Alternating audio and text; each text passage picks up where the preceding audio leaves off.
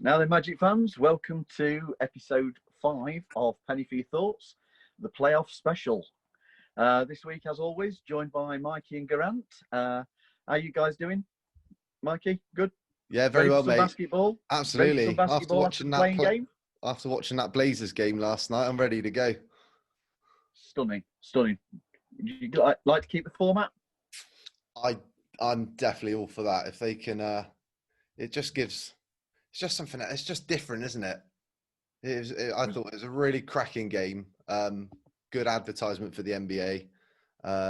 End to end. I mean, when you got Carmelo Anthony throwing himself on the floor for loose balls, and they were just scrapping and fighting for everything last night, weren't they? It was a really good game. So I'm all for them bringing that back in as a regular thing from next season. G, what about yourself, mate? Yeah, all good here. Thank you, mate. What Michael said. I tweak it a little bit, maybe. I don't think he should be within 4 games, but I'm sure they'll look at that. But all for a play-in. So yeah, I'd agree with you on that one, G. Probably keep it as perhaps 2 games over a regular season, 2-3 games. But yeah, it was stunning. Loved that game. Right, we'll move on because it's not necessarily about the Magic, that one. So as we've got a huge amount to get through this week, quick recap of the week that has passed. So what did we have? We had started off with T. Ross leaving the bubble, followed by, at best, a lethargic loss against the Nets. We then had T. Ross return to the bubble, and then we faced the Pelicans on Thursday night in what was a very entertaining game to watch, and nice to get the win going into the playoffs. Now, just on the week that's passed, guys, you were able to do the video wall for the Magic game against the Nets, wasn't it? Yes. Mikey, what was your impression of it? How did you find it? It was a really cool experience. It's something. It's a bit surreal. Sat in your living room watching the game on the computer, and then you're seeing yourself on the screen in the arena. It was a bit of a weird thing. We had stuff. I think was it the third quarter? G popped up in our section. So you sat a couple of seats away from stuff, and you're actually watching the Magic game sat in your living room. But yeah, it was very weird. But it was cool. You got to chat with other fans in your same section during the game, and during timeouts and breaks and halftime. Me and G, I think we were representing the UK really well. G looked like a 10-year-old sat in the back row. Thank you. You still look like a 10-year-old there. You still look like a 10-year-old sat there now. And then I was creating the perfect in-game Magic experience by sat there munching on a pizza during the game. So that I think it was the second quarter, and it panned in, and you could see me and Geraint in the section, and I've there got a mouthful like a hamster pizza. Yeah. And at half time, the game got muted, so all the fans could talk to one another during the break. And Becky comes in, my wife, and she said to me, she goes, "Did I just hear Geraint say, 'I need a beer'?" So they were trying to get everyone's reaction at half time about how the game was going. And Geraint just turned around and said, "I need a beer." Well, that first half performance, I think we'd have all needed one. It was shocking, wasn't it? It was absolutely shocking. How did you find the video stream on the wall when you were watching the game? Yeah, I've got the world's oldest laptop, so I had a bit of difficulty downloading and getting in on time. So luckily, I was able to do that. It was a little bit choppy, if I'm being perfectly honest, on my side. That's no fault of Windows. What's the platform again? Microsoft Teams. Microsoft Teams. Yeah, so no fault of their own. I know you had some difficulty, Paul, but once it all got going, like what Mikey said, it was all good. Very surreal seeing yourself on the screen. But if I'm honest, I think I'd rather watch the game on a normal television. Yeah. Take it in. I just felt like I had to be interacting perhaps a little bit too much, with the other people just to show you're still there. But no, great experience, and one we're very thankful of. Yeah. Right, obviously, my link on the Nets game, that failed. The NBA had changed certain links within certain sections, the seating areas that you were going to be in. So it meant that the link I'd got didn't work. You needed to contact NBA customer support or whatever they called it. Just wasn't time. So my link didn't work. Unfortunately, I didn't get to do it. I did have the experience of doing it previously against the Suns. Like you've said, G, I found that I would rather watch it on the League Pass. I think the video is better quality. And as you said, you kind of feel like almost you've got to perform. I don't know. That you're there on Performing the screen. Is that what you're saying? Yeah, a bit you of, have to be a performing like that, monkey mate, yeah. on the screen. You're used to And that. we all Paul. know my brain's controlled by a monkey that plays cymbals like that. So yeah, it was a great experience to do it, and I love the concept of it. I just think that they've got a few technical difficulties to iron out. 'Cause I think at one point, G, you got binned out in the same way as I did on the Suns game. The Kings game, doing it. But yeah, love the idea. But I'm pleased that we've all got the chance to do it. That was good. Excellent. Okay, as I say, we've got a huge amount to get through, so let's have a quick move on and get on to the subject of the week, the playoffs. Ready for it? Looking forward to it, G? Yeah, absolutely. This is what they play for, isn't it? You know, It is. 82 games or 73, whatever we've played, all in preparation for this. We all start on 0 wins and we all aim to get to 16. So, no, I'm sure the guys will be fired up. I'd like to think so anyway. Even though we've got a mountain to climb against the number 1 seed Bucks. Just hoping now that they're all ready to go. So, yeah. You messaged us earlier today about the injury updates. Yeah. How are you feeling about that with the news that was there? Yeah. With, what was it? T-Ross and Evan having done full practice? They have, yes. I can quickly run through the injury update for you if you like. Yeah, go for it, man. Yeah, so first and foremost, let's just start with the player who's no longer in the bubble. So Mo Bamba is left with a comprehensive post-coronavirus evaluation as the reason. So he was working hard, couldn't get the conditioning level back up, and thus the team has decided it'd be the best interest for him to recover properly and then just go for it again next year. You just touched upon Terence Ross and Evan Fournier. Fournier and Ross here both practiced full contact scrimmages on Saturday. However, just reading a bit about Ross's condition, and they said it was a severe case of heartburn, it got worse and debilitating, which found Terence hunched on the floor in a fetal position for an hour on Tuesday last week. I've not seen that, mate. Yeah, doesn't sound good. That.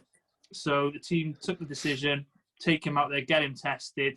But I think he tweeted, "I'm a warrior" or something like that. So he's back and ready to go. The other couple of injuries we've got to note, AG's got, of course, the strained hamstring. Last update was he's closer to today contact. Sorry, I can't even read my writing here. Closer to doing contact work, but did not participate in Saturday's scrimmage. And then the last one for us is Michael Carter-Williams. He remains in a walking boot, so that doesn't sound too promising to play on Tuesday. So yeah, okay, mate, that leaves us on nicely to anticipating the starting lineups. So, Mikey, what do you think is going to be our starting lineup for the Magic in the game 1? I think we're all pleased to see Fultz start against the Pelicans. So that's going to lead us in, really, isn't it? Game 1. So Fultz, Fournier, backcourt. I think Ennis is going to carry on at 3. Gordon, we want starting at the 4, don't we? But is it looking more likely that Clark's going to start there? And then obviously Vooch in the middle. And then you'd expect for the Bucks, Bledsoe, Matthews, Middleton, Giannis, and Brook Lopez. So Gordon coming back's going to be a key for us, at least having some chance of staying in a game or two, isn't it?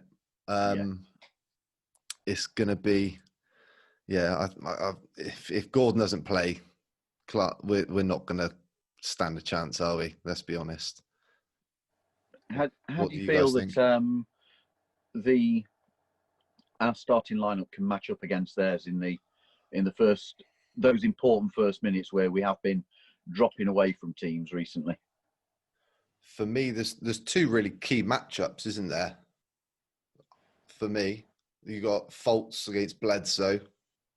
You think they're one of the better teams defending the three, the Bucks, or they're happy teams taking the three. They try and take away the paint, and Fultz has the ability to get into the paint. So if you're going to collapse the defense, then Fultz is going to be instrumental into making that happen, isn't he? We're going to obviously have to knock down our threes, and then Vooch is going to have to play out of his skin for 4 games, 5 games, 6 games, however long the series goes on for. You think back to the last season against Toronto, and he just got manhandled against Marc Gasol, didn't he, Vooch, and disappeared. So he needs to really step up into this series and show that he was the all-star he was last year. But Gordon, we're going to need, aren't we, if we're going to have any chance of slowing down Giannis? Absolutely. So, G, I'm going to ask you a question here. Right. And this could be a new section that we have each week, where G slags off a member of their bench that then smokes us. So who's the bums that's coming off of the Milwaukee bench? They don't have many bums coming off of their bench. Have we actually found a team that you rate? Well, they're number 1 in the East, not in the league, aren't they? What about Chris Middleton, G? What about him? He's a starter, mate. No, looking at their bench, they're solid. They're deep. They're even their sort of third string could give a lot of our second string a game. Just picking up on the matchups there, you were saying one matchup I think is key is the bench against the bench. DJ Augustine and Terrence Ross are going to have to play out of their skins as well. Yeah. Just to keep up with the points the Milwaukee can score off the bench. The front court, like Mikey just said, if Aaron Gordon doesn't play, ours looks extremely thin without Mo Bamba. So you've got Vucevic and Birch at the 5, and then at the 4, you're probably going to have Clark starting, and then it'll be Law, Johnson, Ennis filling up, minutes there. And if one of them gets into foul trouble, defending Giannis, it could be a long night of free throws. So, no, the Milwaukee bench is loaded. Robin Lopez, much like his brother, very solid. Marvin Williams, Pat Connaughton, George Hill. Just keeps going on, doesn't it? Yeah. Oh, yeah. And then you got Kyle Korver, the league leader in threes. Yeah. And Ersin Ilyasova, and we know what he can do to us. Oh, sorry, he's the bum. There we go. Yes. There's always one. I'm sat at home now thinking, get in there. I'm having a series. So he's going to go off for 30 on Tuesday, isn't he? Yeah. Right, and then one of the guys who doesn't get mentioned off of their bench is this guy, DiVincenzo. DiVincenzo. Yeah. I don't know. Out of nowhere for me, he's got himself a position in the team. I wasn't aware of him previously. He's hitting 9.2 points a game. Hell of a player. Out of nowhere. He's one that's crept up on me. I wasn't aware of him previously until you start looking at the team. God, that's a good backup guy that they've got there. Sorry, I'm going to throw a question to you guys. What's your biggest worry against the Bucks? We obviously know Giannis is a big player. We obviously know he's big to the way the Bucks play. But what do you feel is the biggest problem that we're going to have to stop? For me, mate, it's defending the 3. It's defending the 3. They are a superb team on the 3. They love throwing the 3 ball.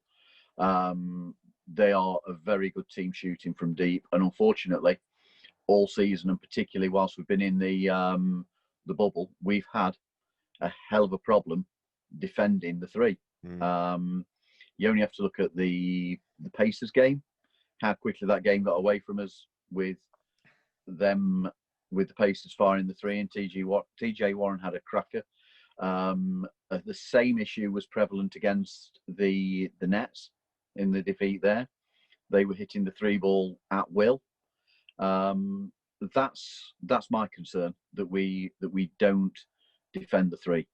And last season we were okay at it. We were doing all right, but this season we seem to be getting smoked by teams from deep. Yeah, well, there's that, and what I just mentioned before, the fouls and having that depth at the front court. You have Giannis driving to the basket, and the referees are happy to blow their whistle. People are going to rack up 2, 3, 4, 5 fouls in no time. I can just see it getting out of hand in a couple of games. I really can. If we'd had, Jonathan Isaac, who's a very good defender, starting playing on Giannis, even Al-Farouq Aminu, it's more bodies. Mo Bamba, great in the middle, blocking shots. I just feel we're a little bit undermanned for them, and I can't see it ending well. Well, I think in the game preview, the series preview, I've wrote about defending the three ball, the number of fouls that we've been committing in the bubble, and then also the number of turnovers that we've committed. That has been so much higher than we've done all season. That's something else that we really have to look at. Those three are going to be huge issues for us. So as we look at the key matchups, then how do we play Giannis? How do you feel that we can best play him? Mikey, any thoughts? You've got to keep him out of the paint, haven't you, to start off with? If you can limit him to taking threes and mid-range jumpers, I think you're winning, aren't you? If Giannis is getting to the basket, it will. And like G's already said, we just haven't got enough in the front court. We haven't got enough bodies to throw at Giannis and spread out fouls, have we, to slow it down? That's what I would say. I don't know where we're going to start with this, really. One of the questions I want to ask is, go on. We've seen, obviously, his now infamous head bump, as the NBA have called it, that led to the ejection. And Giannis has admitted that it came as a reaction from frustration at how he's been played with physicality and his perception of not getting fouls. This comes back to something that we were talking about a couple of weeks back. Do you feel that we've got to play him a little bit more aggressive, that we've got to be a little less nice? Yeah, absolutely. Yeah. I think if we can get, again, MC, when we even talk about Michael Carter-Williams, he's the one that sets the tone for the bench unit, doesn't he? And he comes in, he's aggressive and gets after the ball. He's got a little bit of length, hasn't he? I think if you can throw MCW, Ennis, Clark's got a little bit about him, Awandu, Gordon, again, we've already talked about. You're just going to have to throw different bodies at him, throw different looks at him. You can't keep playing him one-on-one. If you double team him, get the ball out of his hands and hope that you can do enough to defend the three better than we have been. Could you throw zone? You play a zone then, and see how it goes. I think you've got to mix it up, G. I think you've got to play some zone. You've got to double team. You've got to try and trap them. You've just got to try and keep them guessing, haven't you? If you become too predictable, I think our biggest worry is we get behind early, and our heads drop, and the game's lost early because we don't get off to good starts, do we? Typically, we haven't. You think back to like the Indiana game when we got down big and we were chasing it. We were chasing the game from the get-go. So we need to try and get to the end of the first half within touching distance, aren't we? Even if you're behind by 5, at least that way you're not giving yourself too much to do in the second half.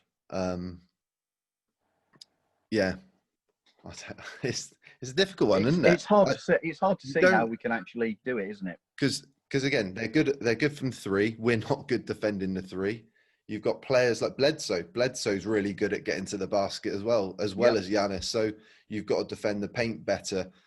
Again, you already mentioned Bamba. We haven't got his length to come off the bench and try and challenge a little bit more. So you're literally relying on Vooch and Birch to be physical and try and. Vooch is the problem, and if you get him in foul trouble, you lose his offensive game. Then well, you've just mentioned Eric Bledsoe, and again, as a point guard, he's a genuine threat. 61 games he's played this season, and he's scored double figures in 45 of those. Season high of 34 points and 10 assists, coming against Washington. Field goal shooting of 47% plus on the season, and 34, just short of 35% on the three. But the vast majority of his points come at the rim. So again, we've got to defend the paint with him. We do that, and you've still got Chris Middleton. You know, the guy.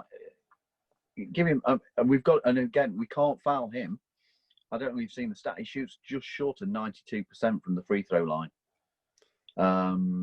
It's just short of 50% on the season from the field, and just short of 42% from deep. That's hell of a issue. He's played in all 4 games against us this season and averaged 19.5 points, 8.3 rebounds, and 4.3 assists. G, who do you see being put on Chris Middleton? Well, you got Wes Matthews and Middleton, haven't you? So I suppose I would probably put Ennis on Middleton, just because you'd want to give Fournier a bit more of a break so he could concentrate on his offense. Matthews, he's more of a sit on the outside, get the open three kind of player. So if you put Evan on him, it might just give him a bit more of a break. And we're going to need Evan's offense big time. He's going to have to hit his shots. He's going to have to cut. He's going to have to do literally everything and win a lot of the fans over. So it's a good opportunity for him. He's been very good against the Bucks this season. That's actually, that was where I was going to go next when you mentioned Evan. If he can find his range, how effective do you feel that he can be for us? He's going to have to be, isn't he? If he can take away the pressure from Vucevic and Vucevic's post-game jump shots, etc., that'll allow everybody else. It'll allow Fultz to get a bit more freedom driving to the basket. It might give Ennis a few more open threes. Ross, when he comes in as the sixth man, he needs to be shooting, very well for us to stand a chance. So everybody's contribution is going to affect everybody. So everybody needs to play their A game. We need Evan. Go on, Mikey. Sorry. I was just going to say, if we're going to win a game or two, we're going to have to play the perfect game, aren't we? We don't have any margin for error. We can't rely on the Bucks taking a night off. I don't think any of us are expecting that. I know they've been hit and miss, haven't they, during the 8 bubble games? I think they've used it as an extended preseason. Exactly. They have lost 9 of the last 13. Nah, I wouldn't go in. I wouldn't look at any of that, to be honest. I think they're just going to come out the gates and hard. And at us. Of course they will. Of course they will. Put us to bed early. And I mean, if you look back at the last game when we beat the Pelicans, Vooch looked like he's ready for the playoffs. What did he go? 10 of 11 from the field, 3 or 4 from 3. So hopefully he's prepared and he's ready to have a better series than he did last year. Fournier's going to have to shoot the lights out, isn't he? Ross as well. Yep. DJ, the three's going to be key to staying in the game. You look at their defense; it is built around defending the paint, and as I say, they almost dare teams to shoot the three. So if we have any hope of changing their defensive mindset, we have to hit the 3 ball regularly. We all know that in some games we've been magnificent at it. Other games it's been dire, hasn't it? It's been embarrassing at times, the 3-ball. So the other player you've already spoke about, Melvin. Melvin. Melvin. Mate, We've got to bring up Melvin. Melvin. I wouldn't be surprised. He's not going to be if we've got a full that 9-10 man roster that we expect to see when Aaron and MCW are properly back. Melvin's not likely to feature, but I think in this, if Aaron isn't there for the first game and Michael Carter-Williams aren't there for the first, we've got every chance of seeing him again. And I'm going to have to fall on my sword again. This is getting so repetitive. He played well in the last game. He came on and gave it effort. So, I mean, I know that you've been saying, Mikey, he's obviously just wanted proper minutes. So I've got to fall on my sword and say, well played again. This is killing me, guys. So, okay, I think we've spoke about that. But G, I just want to ask you a quick question. Yeah. As probably the longest term fan that we have, 2001 playoffs, mate. How do you remember it? What were your favourite moments? Yeah, so that was the third year I was following the Magic. The first year that we signed Tracy McGrady and Grant Hill. Of course, Grant Hill was on the sideline. So we played a 5-game series against the 2nd seed Bucks at the time. We were 7th seed. We didn't win. We lost 3-1 in total. McGrady played out of his skin. He got about 33 points per game. We had John Amici, a fellow Brit, playing a couple of minutes here and there, which was nice to see. But game 3, I sent you guys a link last night, and I dug out my old VHS Pontel videos. It was an overtime game, the first home game, so game 3.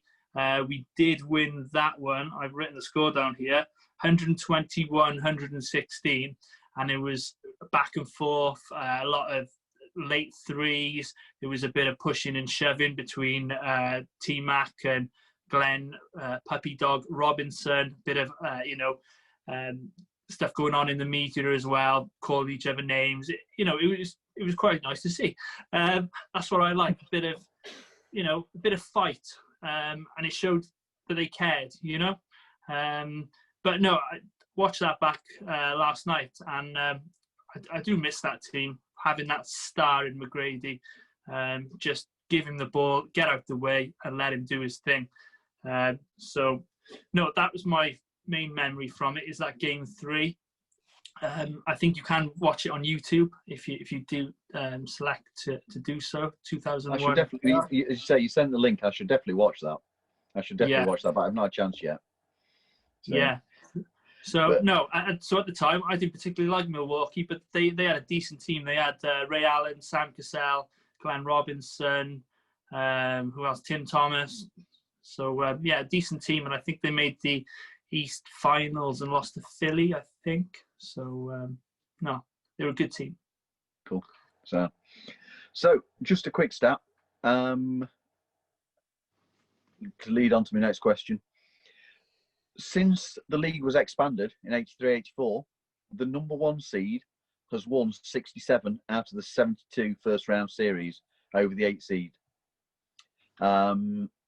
Magic this is the 3rd time that we've been the 8 seed. The previous 2, we lost in the first round to Detroit both times. So, guys, series prediction. G, I'll go to you first. What do you feel that we're going to do? What do you feel the score's going to be, and how do you feel we'll play? We're going to shock the world and sweep them 4-0. How much have you been drinking? No, we've discussed it in detail. You can't see anything more than a Bucks series win. I do think we'll shock them in one game, perhaps the first or second, just to wake them up a little bit. But I think they've got too much for us, so I will say 4-1 Milwaukee. Mikey, your opinion, mate? I'm going to go 4-0 to us. No, I'm not. To the Bucks. if we're going to win a game, we've already said Gordon's got to play, MCW's got to play for us to even try and stay in the game. I just don't see it happening. There's just too much, like I said, from the three, not being able to defend the paint. They've got everything, haven't they, the Bucks? Yeah. And the main thing is we haven't got JI that can defend Giannis. So I think there'll be a couple of games we'll be able to hang around, but I just don't think we've got enough to win a game. No. You, Paul? Okay. Oh, mate, I desperately don't want to say this, but I think it's 4-0. I hate to say that. I don't see in the way that last year against the Raptors we came out in game one. I don't think they underestimated us, but we were in better form. We'd gone in with more confidence. We didn't have any injury concerns, and that game one, we were able to take a stunning win. I don't see that being the case this time. I think that we might get a game 3 again, like we did last year when we were in the Amway, and we battled back. We came so close to taking that game, but I just don't think that we're going to have enough to actually take a game. If it had been that we've definitely got MCW and Aaron Gordon in some to play, then I'm more confident that we can perhaps sneak one. But I just think that we've got too much against us at this moment in time, that they've got too much for us. Unfortunately, so I'm going to have to go 4-0.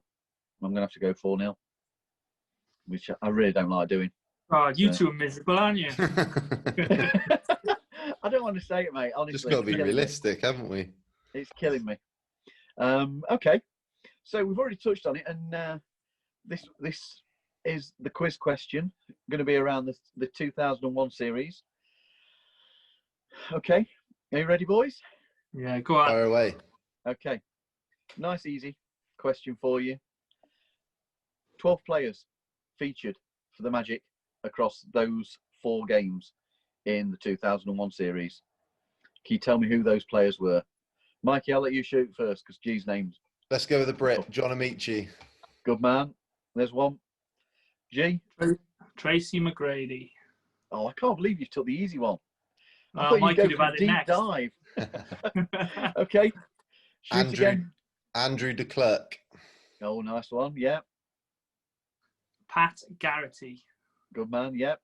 Troy Hudson. Nice. Yep. Mike Miller. Yep. Bo Outlaw. That's correct. Yep. Bo was there. D Brown. Correct. Yeah. Nice one. Oh, now I'm running out. How many have we got left, Paul? You've got 6 of them so far, so we're halfway through. Oh, man. I'm stuck already. I'll give you a clue. One of them is very, very famous Magic player. Nick. No. No? No. Who am I thinking? Is he Hall of Famer? I think he might be a Hall of Famer for us. Magic Hall of Fame, I think. Grant Hill. No, mate. He didn't play. He was injured. Didn't get any minutes. Oh, right. I thought you were talking. Okay. So who have we got so far, Paul? You've gone Tracy McGrady, Yeah. Mike Miller, Yeah. Bo Outlaw, Yeah. Pat Garrity, D Brown, John Amici.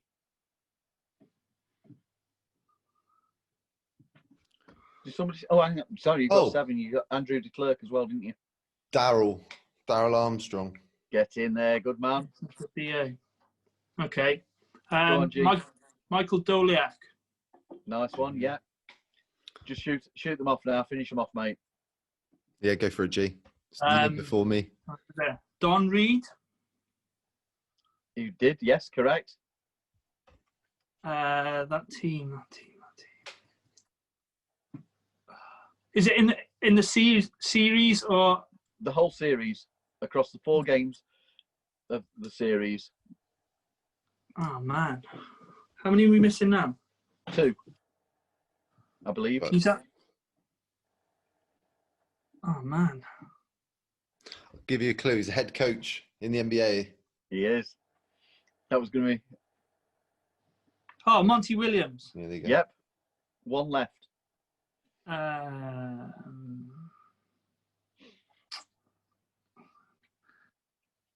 have you got the answers, Mikey?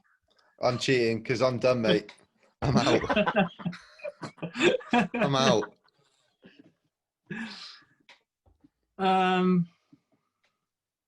Give us a clue, Paul. Oh God, how do I do that? Pretty sure you've got them all. Have we mentioned? Have I missed Troy Hudson? No, he You said said Troy- Mikey said Troy I said Hudson. Troy Hudson. Did you? I missed him. I apologise. Oh, there you go. There you go. So you've got them all. You've got them all, mate. Nicely. Okay. Next bit should. I'm guessing that you're going to fire this off straight away. So most points across the 4 games for the Magic. Who scored the most points? Oh, that's T-Mac. Racy. That's part of my Correct. that's part of my research. Do you know how many you got then? 33 odd. 0.9, if I remember. Do you know how many you got total?